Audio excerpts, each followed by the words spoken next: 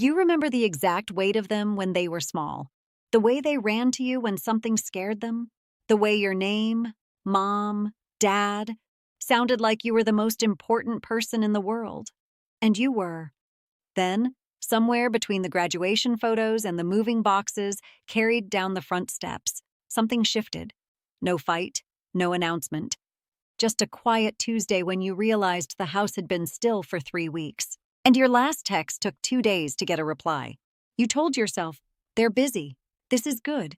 This is what I raised them for. And that's true. But it still hurts in a way you don't have words for. In a way you're almost embarrassed to admit. This video is for you. Most life transitions come with ceremonies.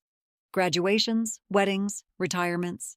But when your child stops needing you in that daily urgent way, there is no ceremony. No moment where someone looks you in the eye and says, what you did mattered. You can rest now. It just ends. Psychologists call it empty nest syndrome, but that phrase makes it sound like a malfunction. Nothing is wrong with you. What you're actually experiencing, according to the American Psychological Association, is closer to an identity crisis. For 25 years, being a parent wasn't just something you did. It was something you were. Your identity, the story you told yourself about who you are, was built entirely around that role. And the human brain does not handle identity loss quietly. A 2020 study in developmental psychology found that parents who built their primary sense of purpose around raising children reported significant drops in life satisfaction after their last child left home, because they were so focused on preparing their children for independence. They forgot to prepare themselves for what independence would feel like from the other side. The average parent spends 18,000 hours in direct childcare from birth to 18. That doesn't count the invisible hours, the worry, the midnight anxiety, the dreams quietly parked because the timing was never right. No one tallies that labor. And there is no retirement from it, no ceremony, no acknowledgement. It just transitions into a lesser-needed version of the same role. Research shows adult children contact their parents once or twice per week on average. Compare that to the daily contact of the years they lived at home. That shift is completely healthy, but it doesn't feel that way. And here's something neuroscience has confirmed. Social rejection and physical pain activate the same regions of the brain. A University of Michigan study showed that feeling unnecessary lights up the same neural pathways as being physically hurt. So when parents say it's like a physical ache, they are not being dramatic. They are being neurologically accurate. Mothers and fathers grieve this differently. Mothers often lose their primary role overnight. Fathers often realize, too late, they never built a deep enough second one. The provider was present. The intimate connection wasn't. Both are painful, in entirely different ways. And some children don't just leave physically. They drift emotionally. The calls get shorter. You learn about your child's life through their Instagram instead of their voice. Every parent in that situation eventually asks the same question quietly. Did I do something wrong? Khalil Gibran wrote, "Your children are not your children. They come through you, but not from you. They belong not to you." Most parents hear that and nod. It sounds right. But knowing something is true and feeling its truth are separated by an enormous distance. Here is what grief researchers and family therapists see repeatedly. When this loss goes unprocessed, the pain finds somewhere to go.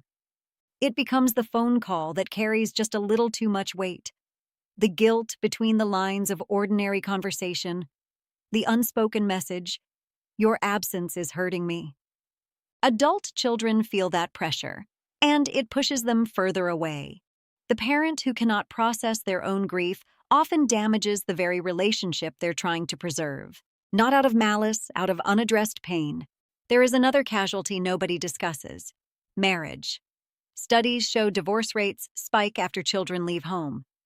For 20 years, two people were united by a shared project. When that project ends, they look across a quiet dinner table and realize, we know how to parent together, but do we know each other? Some marriages discover genuine partnership underneath the parenting. Others discover the children were the entire relationship. And the U.S. Surgeon General's 2023 Loneliness Report confirmed what many parents already feel.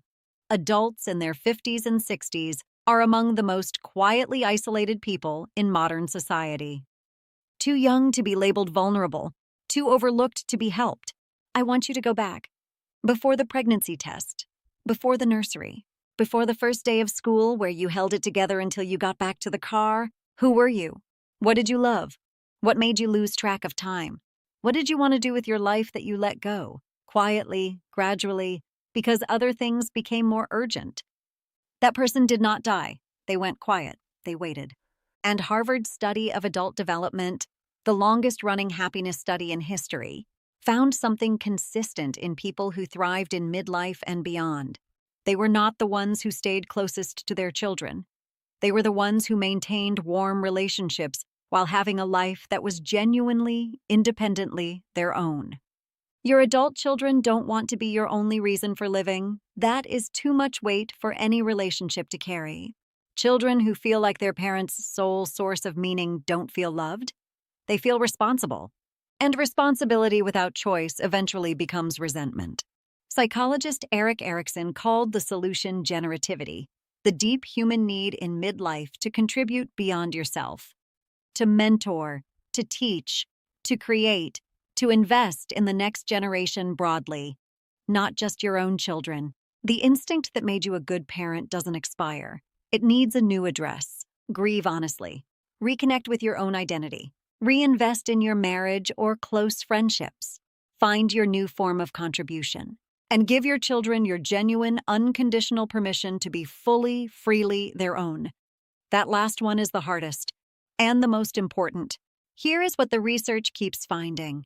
The parents who let go most completely, who build full lives, who stop waiting by the phone, are the ones their adult children call most. Not because they manipulated the situation, because they became someone genuinely worth calling.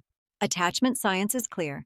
The healthiest relationships are between two whole people who choose each other, not between a person and someone who needs them. When you become whole again, genuinely engaged, curious, growing, your children sense it. And they are drawn toward it, not out of obligation, out of genuine desire. Before I close, I want to speak directly to you. Maybe you've been carrying this quietly for months, maybe years. Maybe you've never said out loud that you miss your children in a way that embarrasses you, that some mornings the house feels less like a home and more like a museum to a life that used to be lived here. What you feel is legitimate. The investment was real. The love was real. The sacrifice, all of it, including the parts nobody saw, was real. And none of it was wasted, because the goal was never to be needed forever. The goal was to love them well enough that they could leave. And they did. Which means, whatever your doubts, whatever your regrets, you succeeded. Now, for the first time in 20-some years, the next chapter is not about them. It's about you. Not instead of them, alongside them, but genuinely, unapologetically, about you. The question isn't whether you still matter to them. You do. In ways they may not yet have words to tell you. The only question that matters now is this. Have you decided that you still matter to yourself? Because you do. You always did. Share this with a parent who needs to hear it.